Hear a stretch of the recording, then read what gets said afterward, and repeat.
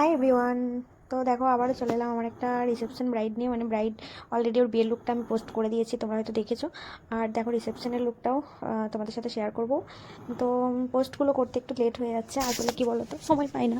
তো দেখো আমি চলে গেছি আমার ব্রাইডের লোকেশনে। তো ওখানে সকালবেলা যাওয়া মানে ব্রাইডের বাড়ি থেকে তো মিষ্টিমুখ করতেই হবে বা চা। তো চাটা আর খেলাম না, আমি বললাম খাবো না। তো দেখো মিষ্টি জল দিয়েছিল, তো ওটাই খাচ্ছিলাম আর কি। তো তারপরে এদিকে দেখো আমার ব্রাইডকেও রেডি করা কমপ্লিট। তো ওকে কেমন লাগছে আর কোন লুকটা তোমাদের সব থেকে ভালো লেগেছে, ওর বিয়ে নাকি রিসেপশন? তো আমার তো মনে হয়েছে দুটো লুকই সুন্দর, তো তার মধ্যে থেকে রিসেপশনটা অনেকটাই সুন্দর হয়েছিল।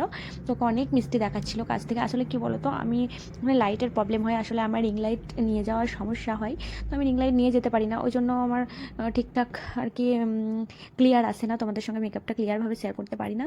তো যতটা আমি পারি ততটাই চেষ্টা করি তোমাদের সাথে শেয়ার করা। তো কেমন লাগছে অবশ্যই কিন্তু জানাবে। এটা কিন্তু একদম নর্মাল ক্যামেরা, আর বেশি লাইট নয়, তো তোমরা দেখে বুঝতেই পারছো মেকআপটা কেমন হয়েছে। তো আসলে কি বলো তো, আর ওকে কিন্তু কাছ থেকে খুব মিষ্টি দেখাচ্ছিল। তো বিয়ের দিনের থেকেও রিসেপশনটা অনেক মিষ্টি লাগছিল। তো তোমাদের কোনটা লেগেছে ভালো অবশ্যই কিন্তু জানাবে।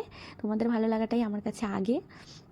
আর এইদিকে দেখো ব্রাইডের হাজব্যান্ড। তো কেমন লাগছে, আমার তো ভীষণই ভীষণই মিষ্টি লাগছে, আমি বললেই তো হবে না। তো তোমরা অবশ্যই কিন্তু আমাকে জানিও, কিন্তু তোমরা জানালেই আমি আরও উৎসাহ পাবো, আর মানে সেরকমই করার চেষ্টা করব যেটা তোমাদের বেশি কমেন্ট আসবে। তো দেখো এদিকে বাড়ি আসার সময় আমরা একটু খিদে পেয়ে গেছিলো, তো